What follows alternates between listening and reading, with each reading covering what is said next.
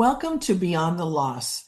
This is a space for parents who have lost a child in any way, at any age, where no grief is ranked, explained, or excluded. I'm Dr. Sharon Spano, developmental coach, systems thinker, and a parent whose life was forever changed by the death of my own son, Michael. When a child dies, life doesn't return to what it was. Identity shifts, meaning fractures, and yet life continues to ask something of us. These conversations are for parents living this reality and for the professionals who support them. My intention is to offer a space where loss is not compared, judged, or explained away. Welcome to Beyond the Loss. I'm Dr. Sharon Spano, and today I want to take a few minutes to name something that's already beginning to surface as I share this podcast about when grief gets labeled. Recently, someone commented that it sounds like I'm still processing my grief, and what stood out to me wasn't the comment itself, but the way that it was framed. There's a tendency, especially in professional spaces, to interpret grief through familiar language. Words like processing, healing, stages. And while these words can be useful, they don't always capture the full reality of what it means to live after the loss of a child. From my own experience and from years of reflection and work in this space, and you heard me say this many times, grief doesn't resolve. It doesn't complete itself. It changes, it deepens, it becomes part of how you move through the world.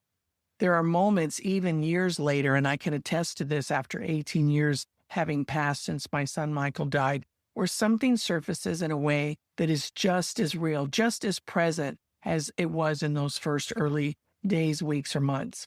But that doesn't mean that you're back at the beginning, and it doesn't mean you're trying to work something out. It means you're in relationship with something called grief that just simply doesn't end.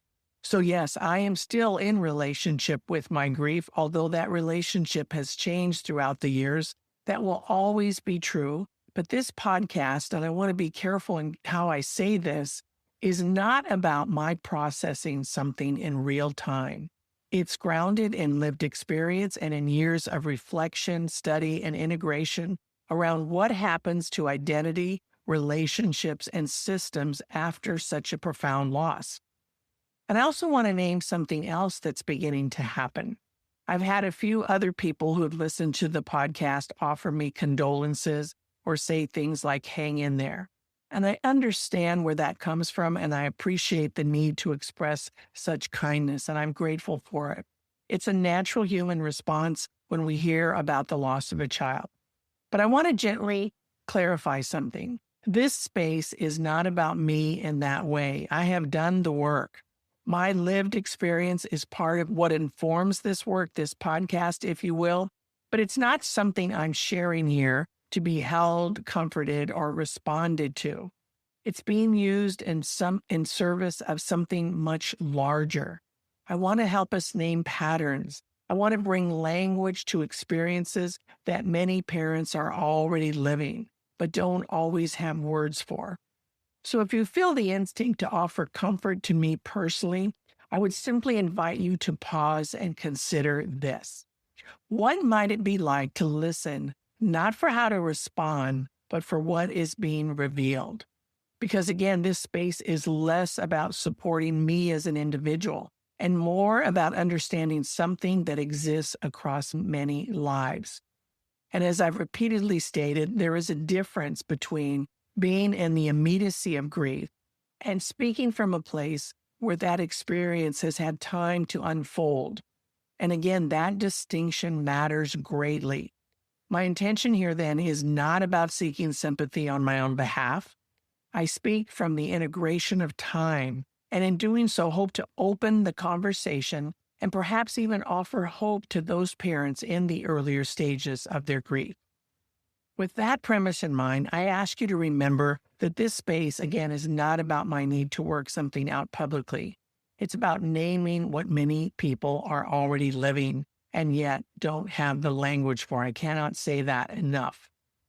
What I'm noticing is how quickly we reach for language that explains or contains an experience that may not fit neatly into current professional or societal explanations. And that's an important thing to notice because it tells us how great and how intense and the impact of such a loss on the overall family system.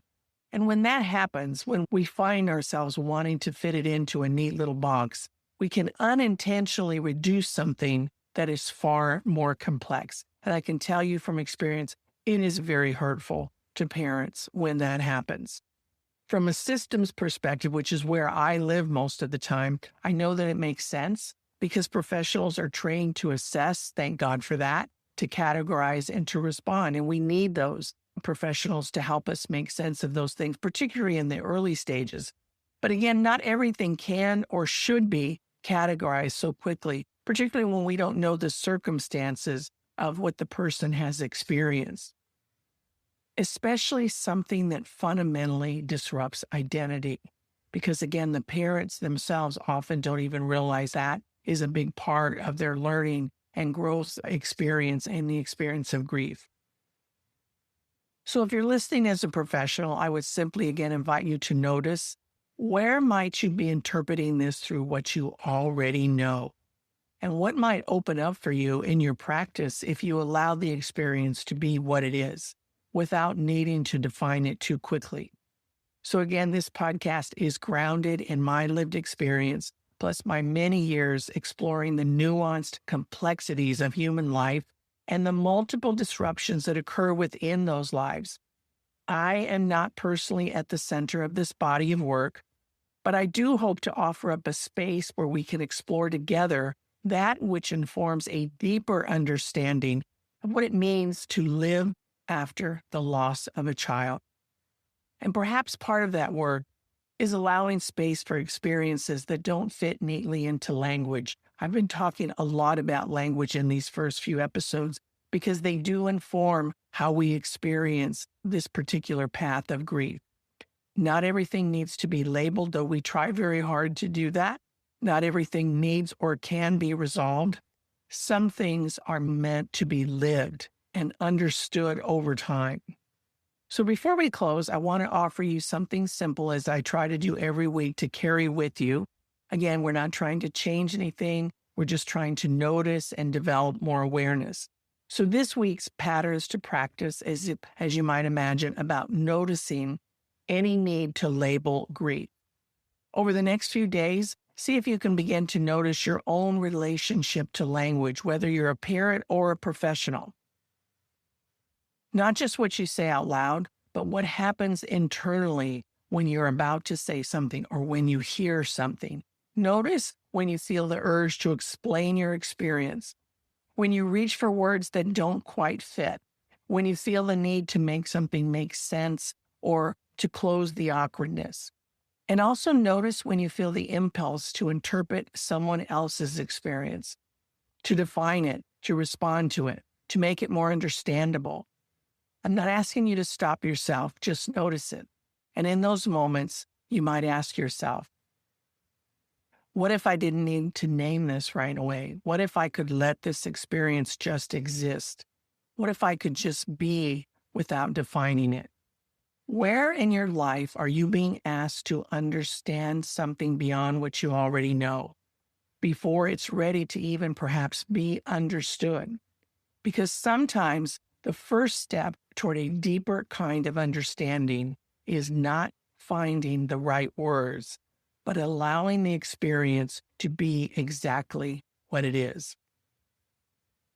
Again, as a final reminder, not everything needs to be named, and not everything can or should be understood right away.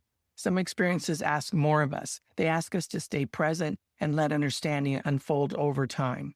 I hope you'll join me for next week's episode, where I'll be talking about how we as parents might begin to experience a life of meaning and purpose when there are no answers or even a roadmap on how to do so. Until next time, this is Dr. Sharon Spano reminding you to take gentle care.